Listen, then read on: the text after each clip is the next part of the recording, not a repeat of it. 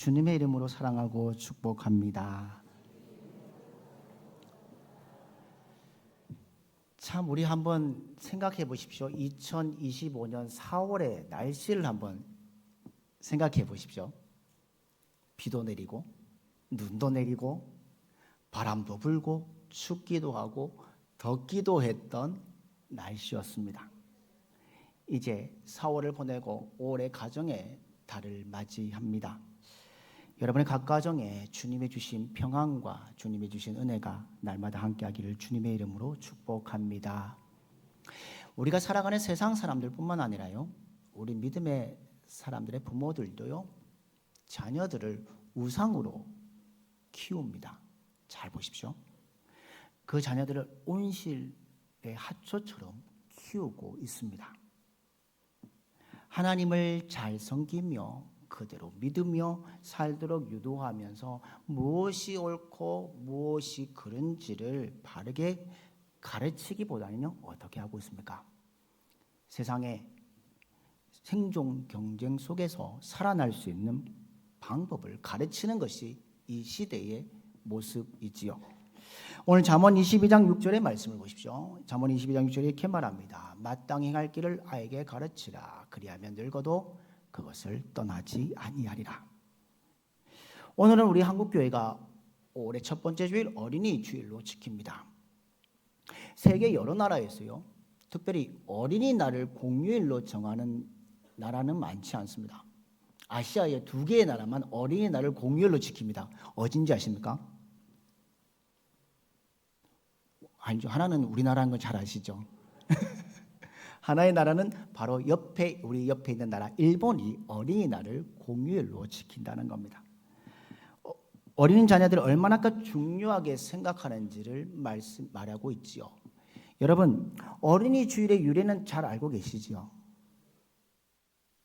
작년에 제가 말씀드렸는데, 어린이 주일은 세계 각 지역의 교회들이 중심으로 어린이를 사랑하는 마음으로 어린이 주일을 지킵니다. 어린이 주일은 뭐냐? 어린이의 가능성과 꿈을 존중해 주는 것에서 미국에서부터 시작되었습니다. 1856년에 노랄드 목사님께서요, 6월의 2번째 주일을 어린이 주일로 지키게 했습니다. 그리고 미국의 감리교회도 이날을 기념일로 지켰습니다. 그리고 1883년에 미국의 전역은 주일을 그날을 어린이 주일로 지켰습니다. 그런데 1870년에요, 어느 미국의 한 교회에서요, 예배당에 꽃으로 장식하고 샤론의 꽃 어린이라는 제목으로 예배를 드렸는데, 그 어린 예배를 드리면서 꽃주일로 변경된 적도 있습니다. 여러분, 샤론의 꽃, 찬송가 가사 가운데 샤론의 꽃 있으시잖아요. 샤론의 꽃 예수. 그 샤론의 꽃이 무엇입니까? 영어로 로스 오브 샬론, 샤론인데 그 뜻은 한국의 언어로 뭐냐면 무궁화라는 의미도 있습니다. 그러니까 미국의 모든 나라들은요, 주일마다 이 꽃주일을 지키며 어린이 주일로 지켰습니다. 그러면 우리나라는 언제부터 어린이 주일로 지켰을까요? 우리나라도 한국교회 초창기에는요, 미국의 습관에 따라서 6월 둘째 주일을 어린이 주일로 지켰습니다. 그러나 1920년 후반에요, 우리나라에요, 전 조선 주일학교 대회가 있습니다. 4년마다 한 번씩 열리는데 1928년에 그 위원회에서 뭘 정하냐면 그동안에 꽃주일로 지켰던 것을 무슨 주일로 바꾸냐면 아해주일로 바꿨습니다. 아해가 무엇이냐면 아이라는 옛말입니다. 그러다가 1956년에 우리는 5월 첫째 주일을 어린이 주일로 변경하고 지금까지 하고 있습니다. 저는 이 어린이 주일을 맞이하면서 매번 고민하는 부분이 있습니다. 무엇일까요? 목사님, 제가 어떻게 합니까? 그런데 자녀들을 어떻게 양육해야 하는지 깊은 고민에 빠질 때가 있습니다. 많은 부분에서 부족한 나의 모습이 드러나기 때문이지요. 사랑하는 성도 여러분, 우리는 지난 주일에 말씀 가운데 기억하십니까? 아이가 첫 아이를 가졌을 때를 한번 생각해 보십시오. 여러분, 아이를 갖게 되면 부모들은 어떤 마음일까요? 기쁜 마음도 있지만 두려움의 마음도 있습니다. 한편으로는 감사하는 마음도 있지만 어떻게 이 아이를 내가 감당할 수 있을까 부담감이 있습니다. 이러한 마음이 우리가 아이를 가질 때의 처음 마음이죠. 여러분 잘 한번 더듬어 생각해 보십시오. 내 아내가 임신했을 때에 부모들이 기도하는 기도회가 무엇이었습니까? 기억나십니까?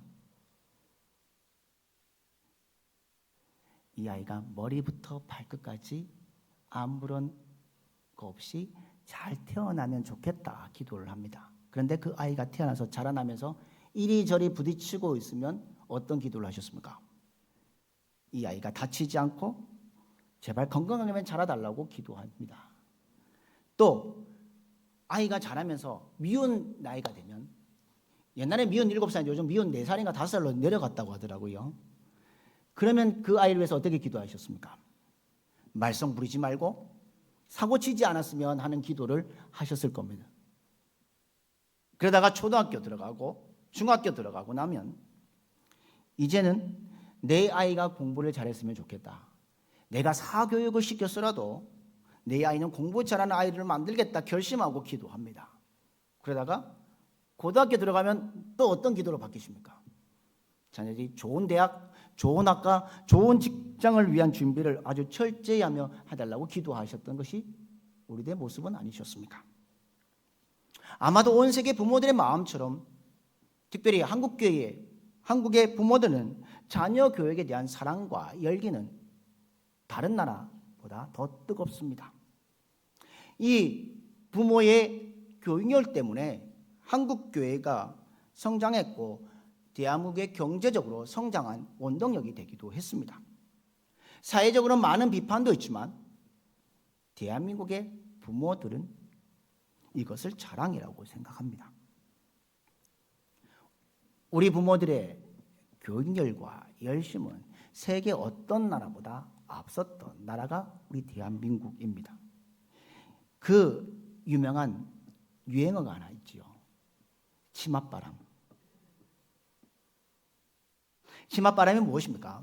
자녀의 학교 문제에 대해서 진로 선택에서 어머니가 솔선수범해서 적극적으로 나가는 상황을 표현한 것이 치맛바람입니다. 학교에서 특정의 부모가 교사를 만나서 여러 가지 자녀들 문제를 상의하고 자녀들의 교육 방법을 설정하려고 했던 것입니다. 그럴 경우에 학교에서 치맛바람이 거세게 불었다 표현했습니다. 이는 교육률이 높은 한국교회에서 빈번하게 볼 수 있었던 시대가 있습니다. 그와 함께 우리나라에요, 한국교회 복음이 들어올 때를 한번 생각해 보십시오. 우리 한국교회에 복음이 들어올 때에 우리나라는 어떤 나라였습니까? 조선이라는 나라에 뭘 숭배했죠? 유교를 숭배했습니다. 그래서 사서상경을 외우고 암송하고 쓰기도 했습니다. 그래서 배우기 좋았던 한국교회의 유교의 전통이 있습니다. 그와 함께 기독교의 전통이 그 시기에 맞물려 들어온 시기가 바로 한국교회 초창기의 삶입니다. 그리고 이 배움에 대한 열정을 교회에서는 계속 세상 사람들에게 전달합니다. 그래서 우리의 신앙의 부모님들은요, 하나님께 예배 드리는 것이 우선이라고 얘기했습니다. 그렇기 때문에 옛 어른들이요, 서당에 가서 자녀들을 공부하는 것처럼 교회에 주일학교에 보내는 것이 신앙의 전통으로 이어져 왔던 시대가 있습니다. 사랑하는 성도 여러분 일주일은 몇 시간입니까? 168시간입니다. 그런데 우리의 자녀들 일주일에 1시간 예배드리고 말씀 듣고 돌아갑니다. 그러기에 자녀들의 신앙교육을 교회만 맡겨서는 안 되는 시대를 살고 있습니다. 가정에서부터 신앙교육을 받은 자들이 올바로 잘할 수 있다는 겁니다. 일주일에 한 번 예배드리는 것 160분의 1밖에 되지 않습니다. 그것도 소중한 축복일 수도 있지만 신앙으로 성장하려면 신앙을 점검해야 합니다. 나는 일주일에 몇 번 새벽 기도를 하는가? 한 달에 한 주일은 새벽 기도 해봤는가? 하나님 말씀을 듣고 큐티하면서 하나님과 동행했는가? 이런 마음속에 결단이 있을 때에 신앙이 성숙할 수 있습니다. 주일 1시간의 예배로는 신앙을 유지할 수 없는 시대를 살고 있음을 우리는 압니다. 이스라엘 백성들을 잘 보십시오. 출애굽 이후에 이스라엘 백성들이요, 홍해를 건넌 후에 어디에 거합니까? 광야 생활에 거합니다. 그 광야 생활은 아주 위험한 곳이지요. 도전, 모험, 긴장들이 있습니다. 그리고 그 광야 생활 속에 신앙이 흔들려지고 할 때마다 뭐 했습니까? 그 속에 하나님을 바라보았던 생활이었습니다. 그렇기 때문에 오히려 변화의 가능성이 높았던 곳이 되어버렸습니다. 그러나 이제 40년의 광야 생활이 끝나갈 즈음에 하나님께서는 이스라엘 백성들이 그 땅에 들어가는 것에 대해서 염려하심을 봅니다. 왜냐하면 약속의 가나안 땅에 들어가면 유혹거리가 너무나도 많이 있었다는 겁니다. 하나님의 약속하신 그 땅에 신앙이 넘어질 도처의 땅들이었다는 겁니다. 모든 것을 마음대로 할 수 있고 간섭을 받지 않는 땅이 되었다는 겁니다. 적과 꿀이 흐르는 땅에 들어갑니다. 그런데 그때가 그들에게는 오히려 더 어려움의 시간이었습니다. 그때 신앙으로 하나님에 서는 것이 얼마나 중요한지를 하나님께서는 모세와 여호수아에게 명령하셨습니다. 어떤 명령을 하셨냐면 자녀 교육을 해라. 자녀를 바로 세우라. 특히 신앙 교육을 똑바로 해라.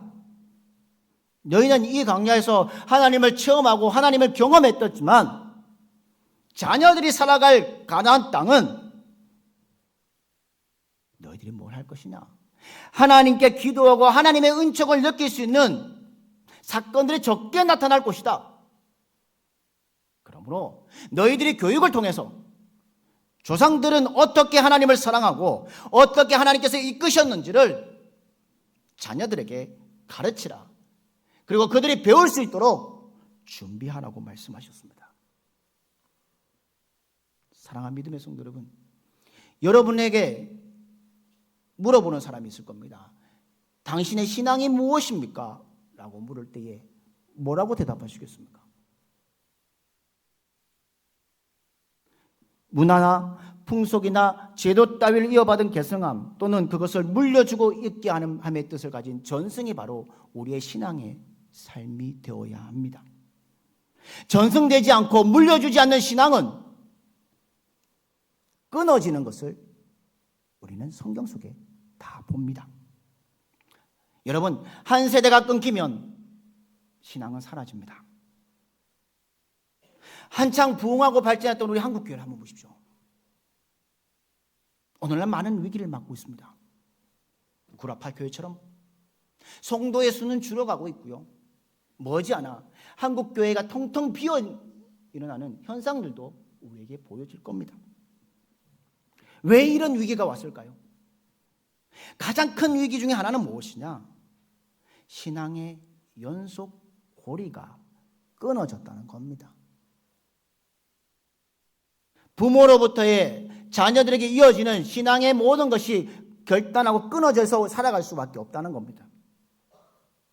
쉽게 말하면 믿음의 유산을 물려주지 않았다는 겁니다. 예전에요, 훌륭하신 성도님들 자주 만났는데요, 그때 성도님들이 이런 말을 저에게 이야기한 적이 있습니다. 목사님, 저는 제 자녀 때문에 걱정입니다. 자녀가 예수님 안 믿으려고 합니다. 교회에 그냥 건성건성 왔다 갔다 합니다. 제가 가졌던 신앙의 열정을 제 자녀에게 갖게 싶으신데 그렇지 못합니다. 이렇게 한탄하는 성도님들이 계셨습니다. 여러분, 요즘 MZ세대들 튀는 우리 다음 세대들에게요, 교육하려면 걱정이 됩니다. 그들에게는 신앙 교육보다는 포기해버리고 그냥 뭐 하냐면 교회만 가면 좋겠다. 교회 가서 잠깐 있다 오는 것에 대해서 만족하는 부모들이 자꾸 늘어가고 있습니다. 이것이 교회 안에 신앙의 위기라는 겁니다. 제가 교육부 교육자로 사역하고 있을 때에 담임 목사님이 교육자와 부모들에게 자녀들을 키울 때 3가지를 핵심을 삼으라고 얘기한 적이 있습니다. 뭐냐면 성경 교육과 성경에 기초한 가치관을 명백하게 해 주어야 한다고 했습니다.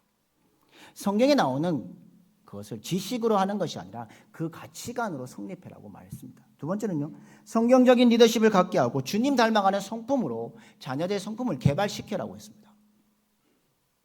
그래서 교재도 만들었고요, 자녀들에게 그것을 가르치라고 부탁하셨습니다.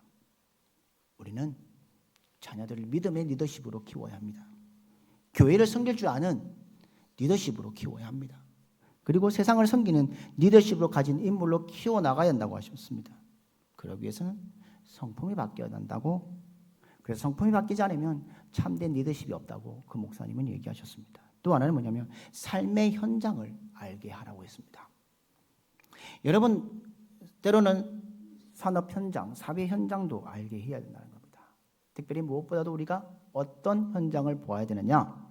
우리의 선배들이 이 나라를 지키기 위해 생명까지 바치고 신앙을 지켰던 그 현장을 체험하라고 하셨습니다. 사랑하는 성도 여러분, 여러분은 어떻게 자녀들을 키우시겠습니까? 우리가 잊어버린 삶의 현장들이 우리 세상 속에 너무나도 많이 있다는 겁니다. 이스라엘 백성들 잘 보십시오. 이스라엘 백성들은요, 부모들은요, 자녀들의 신앙 교육을 영적인 전투로 이해했습니다. 자녀들의 교육의 자리가 사탄의 자리가 되지 않기 위해서, 그냥 내버려두지 않기 위해서 자녀들을 교육했습니다. 그들이 자녀 교육의 자리가 무너지면 하나님을 아는 것이 무너진다고 그들은 생각했습니다. 그래서 신명기 6장에 보면 하나님은 모세에게 자기 백성들에게 가나안 땅에 들어가면 너희들이 해야 할 일이 무엇이냐 가르쳐 주셨습니다. 그게 신명기 6장 7절의 말씀입니다. 우리 신명기 6장 7절 말씀을 같이 읽겠습니다. 시작. 부지런히 가르치며 집에 앉았을 때든지 길에 갈 때든지 누워 있을 때든지 일어날 때든지 이 말씀을 강론할 것이며. 아멘. 무엇입니까? 집에서든지 앉아 있었든지 누워 있든지 말씀을 뭐라고요? 가르치고 배우라고 말씀하셨습니다. 대한민국의 자녀 교육은 이스라엘의 교육과 흡사합니다. 그런데 우리는 우리가 가진 교육의 열정을 세상을 가르치는 지식에만 그치면 안 된다는 겁니다. 우리는 자녀들이 하나님 말씀대로 살아야 되고요, 하나님의 능력을 가져야 되고요, 예수님을 믿는 것이 얼마나 큰 인연인지 소중한지를 알게 할 때에 우리의 자녀들은 하나님께 쓰임받는 자가 될 수 있습니다. 사랑하는 믿음의 성도 여러분, 우리는 자녀들을 하나님의 멋진 사람으로 키우기 위해 기도하며 신앙으로 키우는 여러분들 되기를 주님의 이름으로 축복합니다. 오늘 말씀 가운데 부모들이 자녀들에게 가르칠 게 무엇일까? 3가지로 보렵니다. 첫 번째 한번 볼까요? 같이 읽도록 하겠습니다. 시작. 부모의 입으로 자녀들에게 하나님 사랑하는 것을 가르치라는 것입니다. 오늘 시편 78편 3절 말씀을 보면 이는 우리가 들어서 아는 바요 우리의 조상들이 우리에게 전한 바라 라고 되어 있습니다. 여러분들 자녀들 키우면서 사랑한다는 표현 많이 하셨지요? 표정이 아니신 것 같은데요. 특별히요, 어머니는 잘하는데 아버지들은 참 힘듭니다. 아내에게 사랑한다고 하기보다도 자녀들에게 사랑한다는 말을 표현을 잘 못합니다. 속으로는 이렇게 말하죠. 내가 너 많이 사랑해. 널 위해서 모든 거 바칠 수 있어. 그런데 생각하는데 입으로는 표현하지 못하지요. 어떤 설문조사가 있습니다. 어머니들에게 자녀를 안아주면서 하고 싶은 말이 무엇이냐고 물었을 때에 이렇게 대답했습니다. 세상 누구보다 너를 사랑한다. 엄마가 많이 미안해. 노력할게. 너가 있어서 엄마 아빠가 너무나도 고맙고 사랑스러워. 엄마 아빠의 아들, 딸로 태어나서 고맙다. 건강하고 씩씩하게 자라다 말합니다. 이게 세상의 부모들의 사랑의 내용입니다. 그러나 우리는 세상의 부모 아닙니다. 신앙의 부모입니다. 신앙의 부모로서 신앙의 자녀들에게 무엇을 전해주시겠습니까? 무엇을 말하시겠습니까? 세상 사람들의 말의 표현이 아니라 그 안에 하나님, 예수님, 성령님이 들어가야 합니다. 하나님이 너를 나의 선물로 주셔서 감사함으로 너를 키웠다라고 말해야 합니다. 하나님께서 이 엄마 아빠를 너무나 사랑하신 것처럼 너를 사랑하셔서 너의 인생을 이끌어 주실 것이라고 표현해야 합니다. 하나님이 나를 사랑하신 것처럼 하나님이 너도 사랑한다.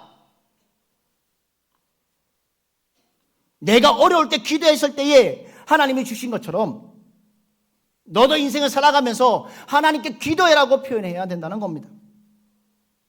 이게 하나님께서 나와 함께 하셨던 은총의 역사를 우리의 말로 표현한 것이 바로 신앙의 전승이라는 겁니다.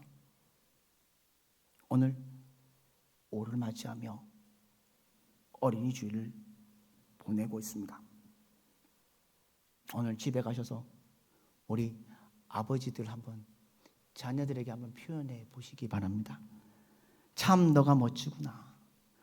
너가 내 아들이구나. 너가 내 딸인 것 자랑스럽다. 내가 널 위해 오랫동안 기도했다. 말로 표현해 보십시오.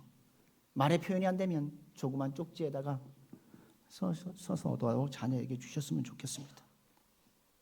사랑하는 성도 여러분, 하나님께서는 끊임없이 우리에게 사랑한다고 표현하십니다.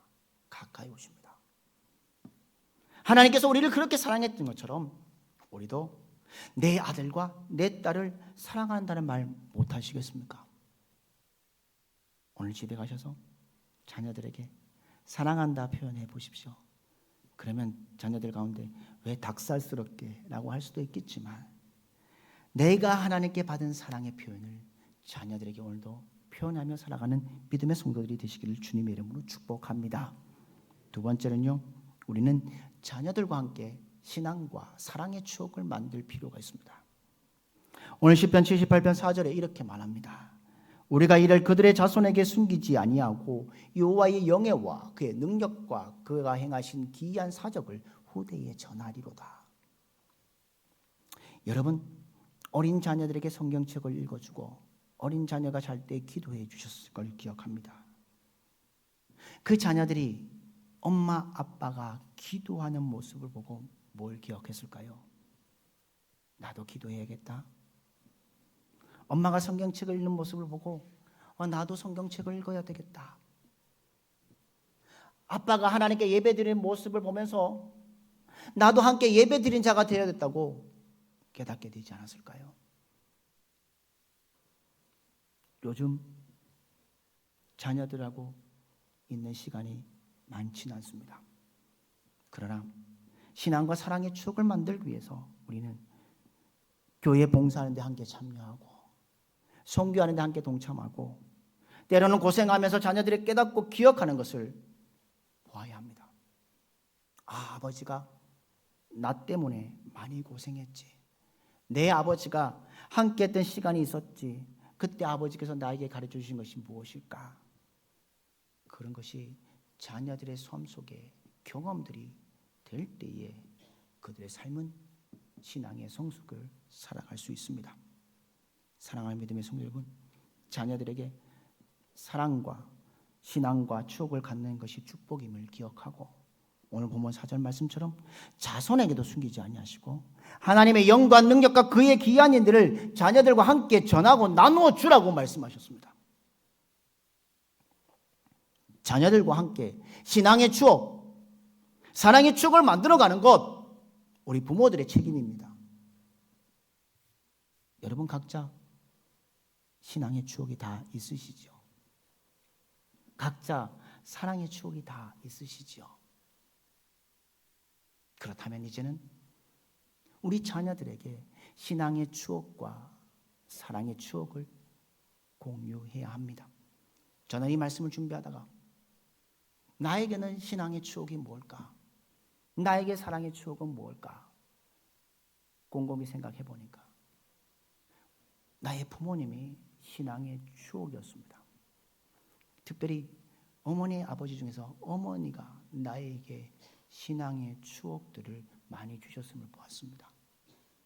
신학대학을 들어갈 때에, 집안이 어려워서 휴학하려고 할 때에, 또 어떤 상황 속에서 흔들리지 않는 어머니의 신앙을 보면서 여기까지 왔던 것을 기억했습니다. 사랑하는 성도 여러분, 우리 믿음의 자녀들이 나중에 이런 추억을 기억해야 되지 않겠습니까? 이런 믿음의 추억과 사랑의 추억을, 신앙의 추억을 오늘도 만들어갈 수 있는 믿음의 부모들이 되시기를 주님의 이름으로 축복합니다. 또 하나는 자녀들에게 신앙의 비전과 꿈을 심어 주어야 합니다. 오늘 7절 말씀을 같이 한번 읽도록 하겠습니다. 같이 읽겠습니다. 시작. 그들로 그들의 소망을 하나님께 두며 하나님께서 행하신 일을 잊지 아니하고 오직 그의 계명을 지켜서. 아멘. 이런 말입니다. 얘야, 인생을 살다 보니까 힘들 때 있다. 인생을 살다 보니 고난도 있다. 그러나 그때마다 너의 소망을 하나님께 둬라. 하나님께 소망을 두는 것, 하나님을 온전히 신뢰하는 것이고 하나님께 기도하는 것이다. 그것이 하나님을 사랑하는 것이고 하나님께서 내 인생을 책임져 주시는 분명한 약속이다. 그게 바로 우리의 고백이 되어야 되지 않겠습니까? 모든 것이 가로막히고 보이지 않는 순간 속에서도 하늘 향해 기도할 줄 알고 하나님의 주신 축복을 바라보고 그런 믿음과 꿈과 비전을 심어줄 수 있는 것이 바로 우리 부모들이 자녀들에게 주신 축복이라는 겁니다. 사랑하는 성도 여러분, 평생 사시면서 자녀들 키울 때 잘못 키울 때도 있었습니다. 이런 사람도 있습니다. 나보다 더 큰 믿음을 가질까 두려워했던 사람들도 있습니다. 자녀가 하나님에 대한 신앙을 넓게 가지면 나를 떠날 것이라고, 그리고 하나님께 모든 것을 다 드릴까 봐 두려워했던 순간도 있었을 것입니다. 또 이런 사람도 있죠. 신앙이 밥 먹여주니? 교회 가는 게 우선이니? 공부 잘하는 게 우선이지? 신앙은 성적이 올라간 후에 쌓으면 돼. 특히 고3 부모님도 더 그렇게 하셨죠. 고3 때 열심히 공부하고 대학 들어가서 신앙생활 하면 된다. 많은 분들이 그런 얘기를 했습니다. 그런 제가 사역하면서 느꼈던 것은 뭐냐면, 그렇게 1년을 보냈던 아이들은 대학에 들어가 교회에 나오지 않고 신앙을 잊어버리는 사람들이 있었음을 봅니다. 사랑하는 성도 여러분, 우리가 가진 신앙은 위대합니다. 신앙은 우리의 삶을 넓혀주는 겁니다. 신앙은 하나님의 지혜와 능력을 배우는 것입니다. 신앙은 하나님을 두려워하지만 세상의 삶 앞에 두려워하지 않고 담대할 수 있는 용기가 있는 것이 바로 신앙입니다. 이게 믿음이라는 겁니다. 내가 가지고 있는 신앙보다, 내가 신앙을 통해서 체험하던 것보다 내 자녀들이 더 큰 신앙과 사랑을 경험할 수 있도록 전승하며 나누어주는 귀한 부모가 되기를 주님의 이름으로 축복합니다. 한국 기독공부에 이런 글이 써 있었습니다. 가정, 다음 세대의 신앙 전수의 최전선이라는 글이었습니다. 이런 글입니다. 목회 데이터 연구소에 따르면 코로나 전환기 원년으로 불리는 2023년 이후 3년 연속 한국교회의 가장 큰 어려움에 지목된 항목은 다름 아닌 다음 세대 신앙 전수였다. 2023년 한국기독교 목회자협의회가 전국 단임 목회자 802명을 대상으로 실시한 조사에서도 다음 세대 신앙 회복을 위한 최우선 과제로 부모의 교육과 훈련이라는 40%의 가장 높은 응답률을 기록했다. 최근 한국교회 탐구센터가 중고등부 학생들을 대상으로 한 조사 결과에서도 자신의 신앙에 가장 큰 영향을 미치는 요소로 47%가 부모가 가장 높은 비율을 차지했다. 이는 신앙 전수의 핵심 동력이 여전히 가정에 있다는 사실을 분명히 보여준다. 성경은 일관되게 다음 세대 신앙의 교육의 출발점이자 최전선으로 믿음의 가정과 부모를 지목하고 있다. 마땅히 할 길을 아이에게 가르치라. 그리하면 늙어도 그것을 떠나지 아니하리라. 왜 아이들은 교회와 신앙을 떠나는 것일까? 안 가르치니까 떠나는 것이다. 길을 가르친다는 뜻은 교리나 지식을 알려주는 것을 넘어 삶의 방식을 보여주라는 의미를 지니고 있다. 위기의 순간에 무릎 꿇어 기도하고 감사의 순간에 하나님께 찬양하며 일상에서 하나님의 도우심을 기억하고 예배하는 삶의 방식을 자녀에게 어려서부터 보여야 한다는 것이다. 종교개혁자 칼빈 역시도 가정은 작은 교회다. 부모가 자녀에게 신앙의 기본 지식과 실천 그리고 삶의 모범을 가르치는 것은 선택이 아니라 순종의 문제임을 강조했다는 글입니다. 사랑하는 성도 여러분, 우리가 진정으로 자녀들을 사랑한다면 그들로 하여금 하나님의 사랑을 받는 사람들로 만들어야 되지 않겠습니까? 하나님의 말씀으로 교육시키는 것이 가장 좋은 길입니다. 그 말씀 속에 예수님을 만날 수 있기 때문입니다. 우리 자녀가 예수 그리스도의 생명의 소유자라고 생각한다면 그 생명의 풍성함을 누릴 수 있도록 우리는 가르쳐야 할 부모입니다. 자로나 우로나 치우치지 않게 해야 합니다. 거기에 축복이 있고 소망이 있고 성공이 있습니다. 사무엘상에 보면요, 엘리 제사장이 있습니다. 엘리 제사장이요, 자식들을 사랑했으나 그 방법이 잘못되었습니다. 예배를 무시하고 제사를 무시했습니다. 또한 성막에 수정되는 여자들을 간음했습니다. 그런데 그것을 알고도 엘리 제사장은 자녀들을 책망하지 않았습니다. 강력한 징계를 하지 않았습니다. 그랬을 때 그들의 일이 무엇입니까? 사무엘상 4장에 보면, 4장 5장에 보면 그 엘리 가문이 완전히 사라지는 것을 우리는 봅니다. 사랑하는 믿음의 성도 여러분, 자녀들에게 어떤 신앙의 상 가운데 훈계가 필요하다는 겁니다. 잠언에 말합니다. 잠언 13장 24절에 매를 아끼는 자는 그의 자식을 미워함이라. 자식을 사랑하는 자는 근실히 징계하느니라. 잠언 20장 30절에 상하게 때리는 것이 악을 없이 하나니 매는 사람의 속에 깊이 들어가느니라. 또한 잠언 23장 13절과 14절에 이렇게 말합니다. 아이를 훈계하지 아니하려고 하지 말라. 채찍으로 그를 때릴지라도 그가 죽지 아니하리라. 내가 그를 채찍으로 때리면 그의 영혼을 수월에서 구원하리라. 이 말씀이요, 어린이 주일에 자녀들에게 체벌하라는 말이 아닙니다. 귀한 자녀일수록 하나님의 말씀을 바르게 가르치고 하나님 마음에 합당하게 쓰이는 자녀들로 세우라는 겁니다. 우리의 자녀들이 하나님을 온전히 알 수 있도록 우리는 신앙 교육과 훈련을 우리는 게을리하면 안 됩니다. 교회 교육에 아이들의 신앙 교육을 전부 커버할 수 없습니다.